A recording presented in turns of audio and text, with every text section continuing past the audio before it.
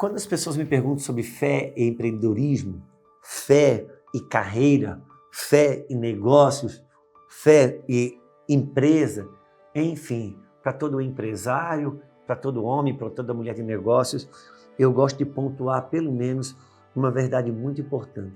Entenda que nós, igreja, dos nossos dias, já foi bem pior. Nós precisamos ter a nossa mente aberta e nossos olhos abertos para entender o sacerdócio de todos os santos.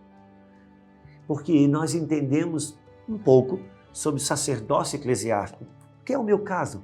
Eu sou um pastor, eu sou um pregador, eu sou um ministro exclusivo do Evangelho, por assim dizer. Essa é a minha chamada, esse é o meu encargo. Eu sou um sacerdote eclesiástico. Eu sou um sacerdote que se movimenta no corpo e para o corpo.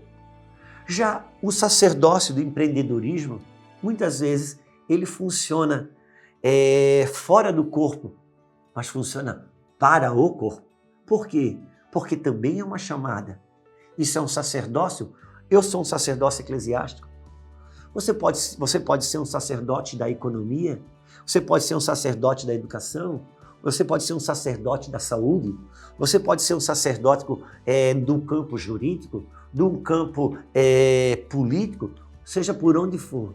O importante é entender que isso também é um chamado, isso também é um sacerdócio.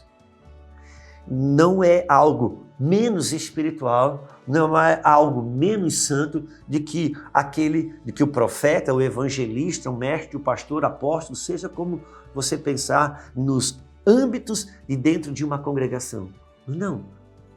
É por isso que quando ele começa também a ganhar dinheiro, ele precisa entender que o dinheiro também não é dele igual, não é o dinheiro da igreja, não é do pastor. Ele vai precisar entender que ele não vai precisar orar menos do que o pastor. Por quê?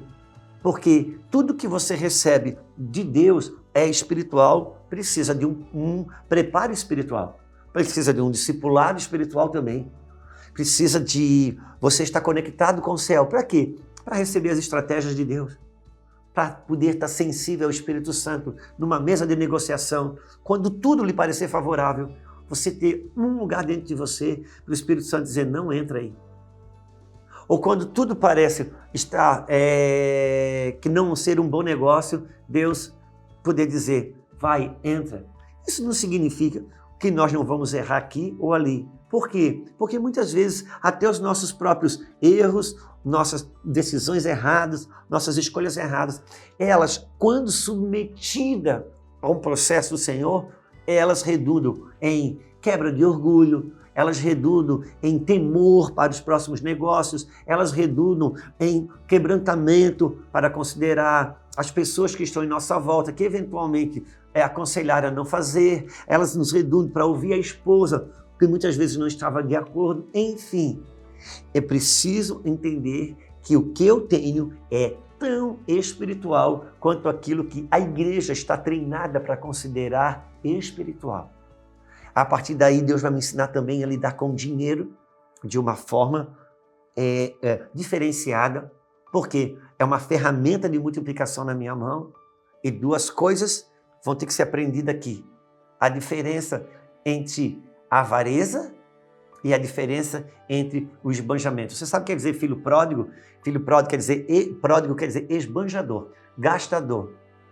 Qual é a diferença entre o esbanjar, o esbanjador, o pródigo e o avarento? O avarento dá ao dinheiro o valor que o dinheiro não tem. O esbanjador não dá ao dinheiro o valor que ele tem. E quem tem um chamado empresarial, quem tem um chamado para negócio, a primeira coisa que ele aprende com Deus é dar ao dinheiro o seu devido valor, para ele não estar nem antes e nem depois. Que se ele estiver no lugar certo, ele não vai roubar saúde, ele não vai roubar casamento, ele não vai roubar paz e ele não vai roubar também os avanços que precisam ser feitos. Porque Deus vai ensinar de uma maneira especial uma pessoa lida com isso. E ele vai entender que também o dinheiro não é dele. Você já viu na igreja? Se o pastor compra um Vou aproveitar que eu tenho uma caminhonete, então vou fazer assim. Se o pastor comprou uma caminhonete, eita, o pastor usou o dinheiro de Deus. Tá, e se Deus te deu uma empresa e você comprou uma caminhonete, você gastou dinheiro de quem? Assim, como pastor, você tem uma consciência que o dinheiro de Deus é de Deus e não dele, o empresário precisa entender que o dinheiro da sua empresa é de Deus e não dele. E a partir daí, então, ele vai ser um gestor de Deus. Ele vai ser um gestor para Deus. Mas o que ele precisa entender é que o que Deus colocou na mão dele não é menos santo, não é menos espiritual do que um chamado ministerial que foi dado para o serviço eclesiástico do corpo.